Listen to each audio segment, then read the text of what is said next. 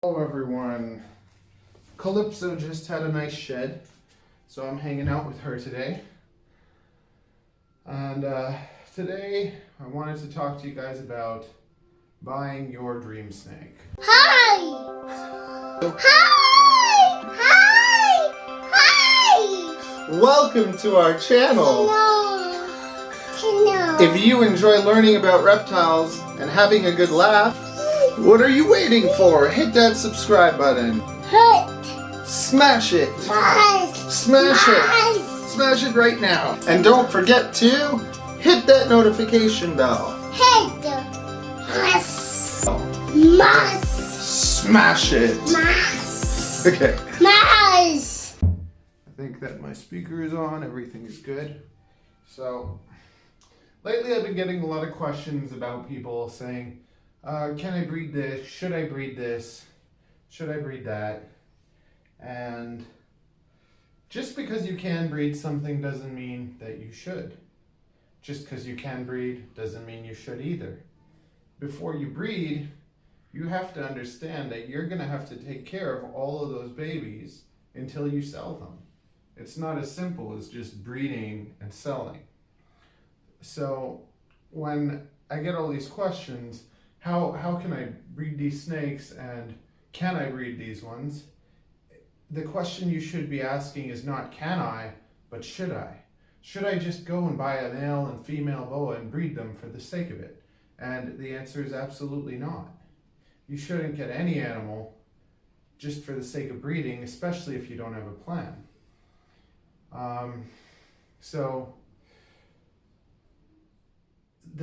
One of the most important things I guess I can say to anyone that wants to know what they should breed or what animals they should get, you should get your dream snake. Get your dream animals. Or work towards making your dream animals. That's what I did. I started off buying snakes that could make the snakes that I wanted. So I got snakes that were carrying the genes but not showing them, so they were cheaper. And then I made the snakes that I wanted and I sold all the other ones to pets. And that's kind of as pets. And that's kind of how this whole thing started for me. But if I could kind of go back or get somebody in the beginning, when you're just starting to get into snakes and just starting to think about breeding and stuff, my suggestion would be look at everything, research everything.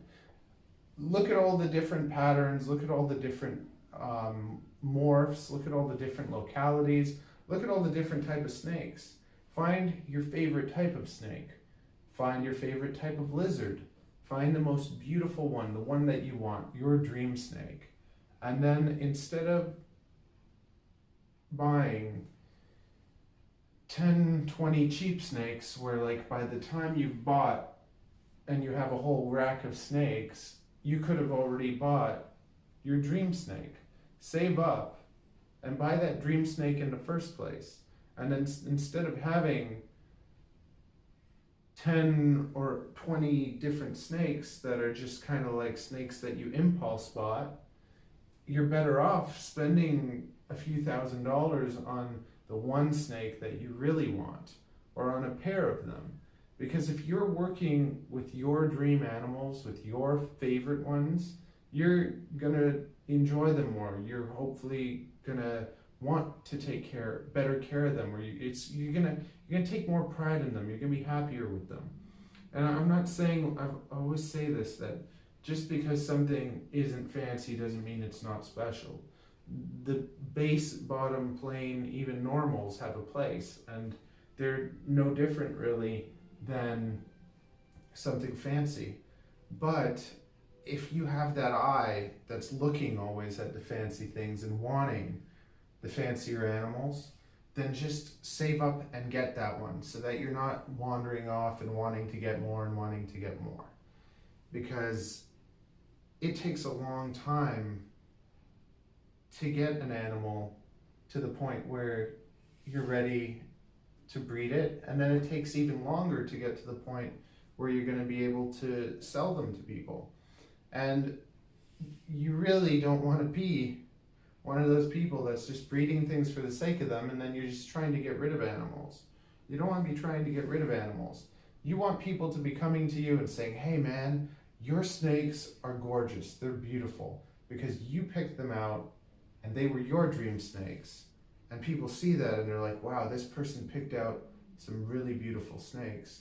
And then they're going to want to get them off you because you're going to have something that nobody else has because you put that money into getting those animals. So Calypso is a beautiful example here.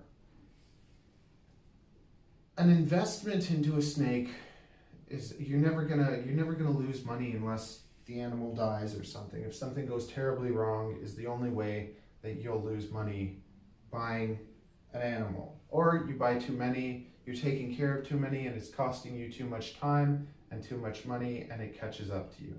But if you made an investment on, let's say you invested on an animal like Calypso. Calypso is a 50% Superdwarf Anery Ultra.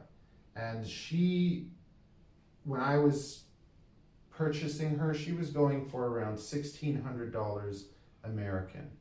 And I saw her and she was like a dream snake for me.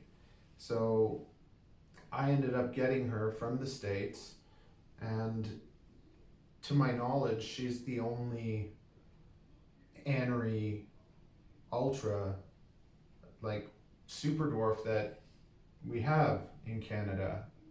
There might be others, but she's definitely the oldest one.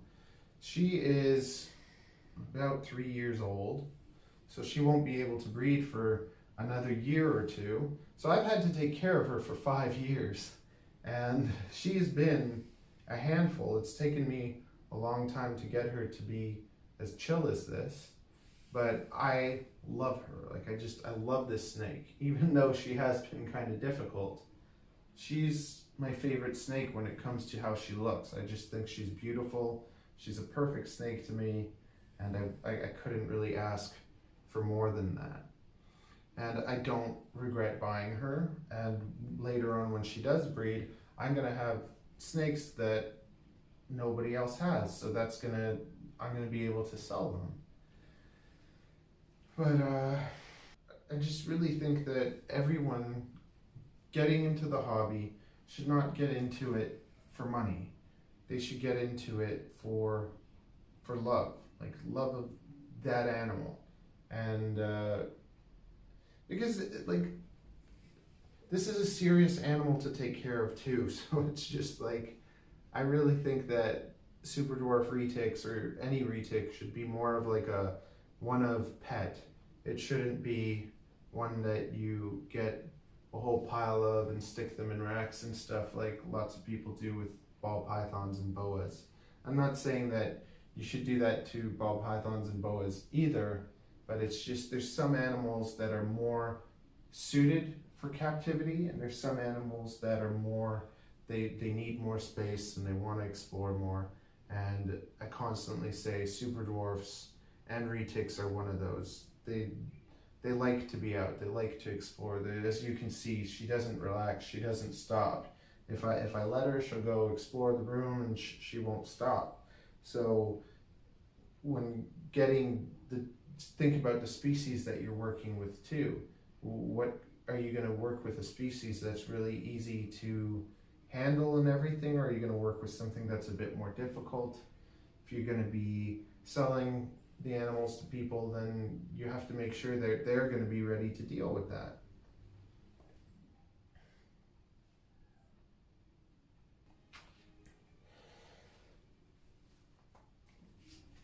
And also here you can see basically the size of a 2-year-old 50% Superdwarf from Bob Clark.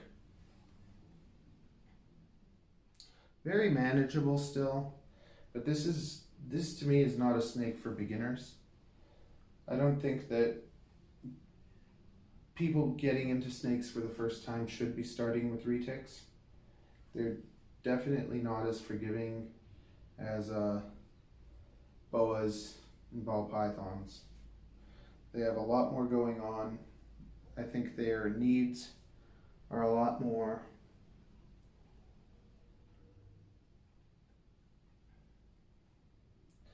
But when you do kind of work with them, they really are special. Yeah, that was wonderful, wasn't it? Now make sure you Take, circle. Take, circle. yeah, click the circle. Yeah, I did. And then watch this video or this one. No. Yeah? No. Yes. It's not that hard. Which one appeals to you more? Is it this one or is it this one?